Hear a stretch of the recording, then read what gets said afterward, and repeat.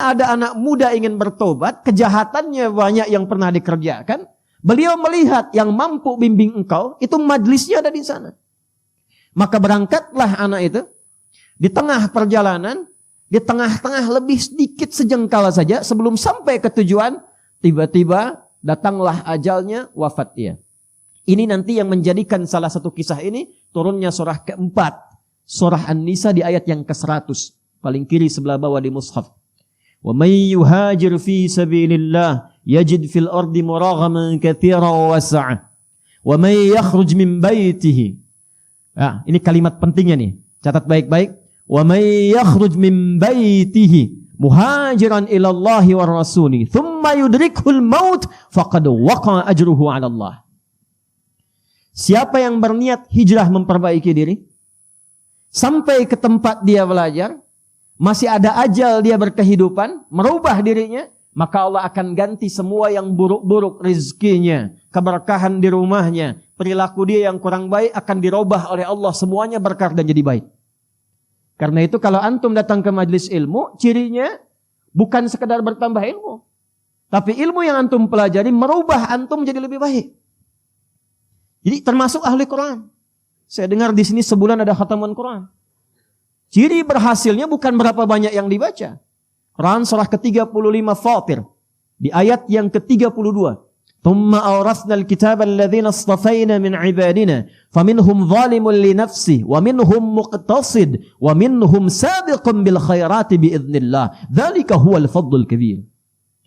Orang yang berhasil menjadi ahli Quran, kata Al-Quran, adalah orang-orang yang menjadikan Quran yang dia baca, dia hafalkan, mampu merubah dia menjadi lebih baik. Jadi kalau antum belajar, masih ada kehidupan, ilmu yang kita pelajari, menambah wawasan, mendekatkan diri kita dengan Allah. Imannya naik, ilmunya bertambah, perilakunya berubah. Itu yang akan diangkat derajatnya oleh Allah Subhanahu wa taala. Quran surah ke-58 di ayat yang ke-11. Yarfa'illahu alladhina amanu minkum walladhina utul ilma darajat. Tapi kalau antum berangkat, niat ingin taubat, niat ingin berubah, niat ingin hijrah, bahkan belum sampai ke majlis, belum sampai ke Masjid Fatimah Muhammad, baru di tengah-tengah perjalanan niat ingin berubah, thumma yudrikhul maut, seperti pemuda tadi tiba-tiba maut datang di tempat, di keadaan yang bahkan tidak dia duga. Ya, 5 hak prerogatif Allah. Quran surah ke-31 ayat 34. Innallaha 'indahu 'ilmus sa'ah wa yunazzilul ghaits wa ya'lamu ma fil arham wa ma tadri nafsum bi ayyi ardin tamut. Ya, awas tuh. Wa ma tadri nafsum madza taksibu ghada wa ma tadri nafsum bi ayyi ardin tamut. Tentang kiamat terjadinya kapan, detiknya, harinya, menitnya, jamnya. Pengaturan tentang cuaca, tak ada kepastian cuaca, yang ada perakiraan cuaca.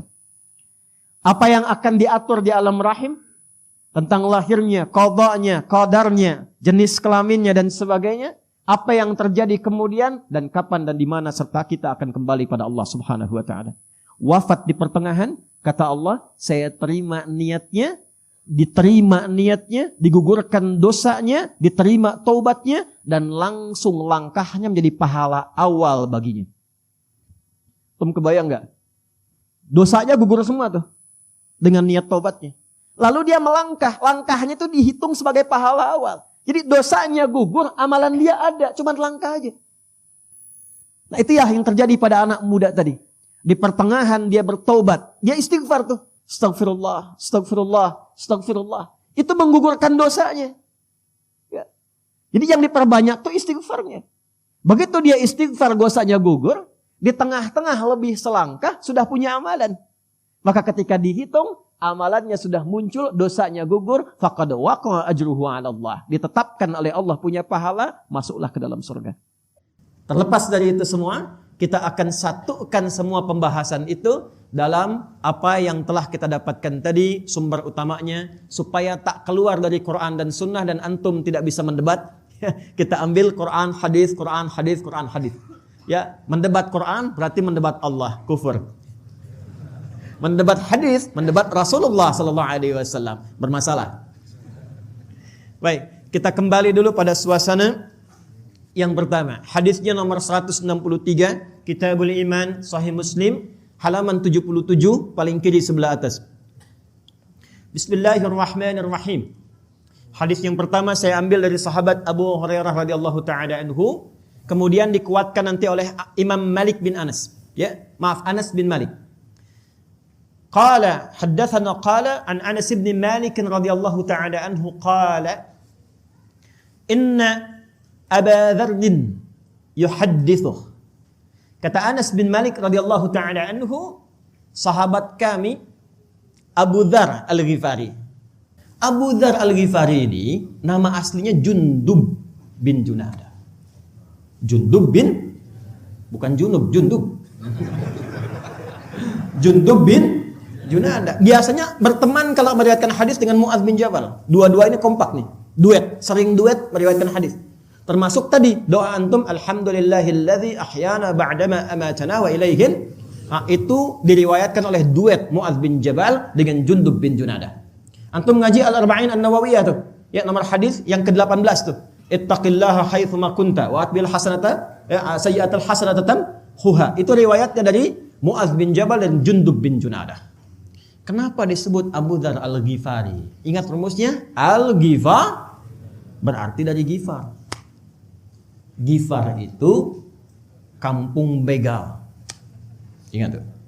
Jadi sekampung begal semua. Nah, di antara pemimpinnya Jundub ini. Singkatnya, ada kilatan yang masuk ke hatinya mengatakan, mau sampai kapan jadi begal? Dan itu pasti, selalu ada itu kilatan itu. Jadi Allah tuh dengan sifat rahmannya tidak membiarkan seorang hamba berkehidupan kecuali mendapatkan bagian dari hidayahnya. Itu yang dimaksud Quran surah ke-29 di akhir ayatnya. Walladzina jahadu fina lanahdiyannahum subulana. Kenal Firaun? Ayo bilang kenal ya. Firaun Fir'aunnya. Firaun Fir'aunnya. Nanti babnya lain lah ya. Babnya lain lagi. Pokoknya banyak zalimnya tuh. Ngaku Tuhan, ya kan? Genosida, macam-macam sekali. Itu tetap oleh Allah diberikan hak yang sama. Dikirimkan langsung dua nabi, Musa dan Harun. Ini menunjukkan setiap hamba akan mendapatkan kesempatan, peluang untuk kembali mengingat Allah Subhanahu wa taala. Jundub ada kilatan. Ini rumusnya. Begitu berpikir kapan akan berakhir, dapat info ada seorang mengaku nabi di Mekah. Nah, ini fikih nih ya, fikih taubat nih. Jadi kalau antum sedang tergerak ingin bertobat, jangan ditunggu, cepat lakukan. Fikihnya Jundub. Ya, maka apa yang beliau kerjakan? Langsung disambut kilatan hidayah itu, berangkatlah ke Mekah. Pandangan pertama berjumpa dengan Rasulullah sallallahu alaihi wasallam. Melihat wajahnya saja, belum bicara, lihat wajahnya, langsung tersentuh hatinya, kenanya jiwanya. Ini udah rumus nih. Sentuhlah ia tepat di hatinya, maka ia akan jadi milikmu untuk. Gimana caranya lihat orang langsung kesentuh jiwanya? Baru lihat tuh. Maka nggak tunggu lama beliau bersyahadat. Kata beliau, ya Rasulullah, berikan saya tips pesan singkat. Kata Nabi, pulang dulu, belajar yang betul, baru ingatkan kaum. Atau kama qala Rasulullah SAW. Kata beliau, saya nggak akan pulang sebelum saya mendeklarasikan keislaman saya di sini, depan Ka'bah. Kata Nabi, jangan kau lakukan. Orang-orang belum paham, kau bisa disakiti. Ya, apa jawabnya Jundub bin Junadah? Ya Rasulullah, saya ini membegal terang-terangan. Masa masuk Islam sembunyi-sembunyi? Saya ini membegal terang-terangan, gak enak lah syahadat sembunyi-sembunyi. Maka beliau keluar depan Ka'bah mengatakan, ya ma'syara Quraisyin, ushhidu an la ilaha illallah wa anna Muhammad Rasulullah. Hei semua orang Quraisy, lihat nih, saya bersaksi gak ada Tuhan selain Allah dan Muhammad SAW Rasulullah. Kalian mau apa katanya? Pukulin. Jatuh pingsan, begitu akan dihabisi. Ada riwayat menyebutkan ditemukan oleh sahabat Ali bin Abi Thalib radhiyallahu taala anhu. Ada riwayat mengatakan ditemukan oleh paman Nabi Hamzah bin Abdul Muttalib radhiyallahu taala anhu. Begitu kelihatan, oh jangan kalian sakiti lagi, karena ini adalah orang Ghifar. Kalau kemudian dia tewas di sini dan ketahuan suku Ghifar, nggak ada kafilah dagang kita akan lolos lewat situ. Maka sepakat mereka biarkan dia pergi. Pergilah kemudian beliau ini taubatan nasuha. Dan jadilah ini fikih preman tobat. Jadi sinetron preman pensiun. Dan jadi bab kurikulum preman jadi ustad. Karena kembali kemudian ke Ghifar, jadi dai di sana sampai kelak Madinah dihebohkan dengan langkah kaki dag dik duk dag dik duk dag dik duk. Ternyata Jundub bin Junadah membawa hasil pendidikannya berangkat kemudian ke kota Nabi sallallahu alaihi wasallam, membawa rombongan dari Ghifar sudah pada masuk Islam, bedol desa masuk Islam. Kekuatan satu orang ini. Sahabat Nabi dulu begitu, as-sabiqunal awwalun itu 40 orang. Tapi mereka berpencar kemanapun membawa magnet keislaman yang kuat. Amr bin As itu cuma jalan sepeninggal Nabi, bawa ekspedisi jalan, gak ngapa-ngapain jalan, ekspedisi. Afrika Utara dijelajahi. Dari Mesir, Libya, Tunisia, Aljazair, Maroko sampai ke Syam. Syria sekarang ada 4 negara, Libanon, Jordania, Palestina, Syria. Insyaallah kita selesai ini kita salat ghaib ya. Untuk yang musibah di Turki dan Syria. Itu semua yang dilewati muslim semua dan maju. Dan kelak Afrika Utara itu yang dilewati akan jadi provinsi negara Islam masa itu. Gubernurnya Musa bin Nusair, kodamnya, panglima kodamnya itu ya.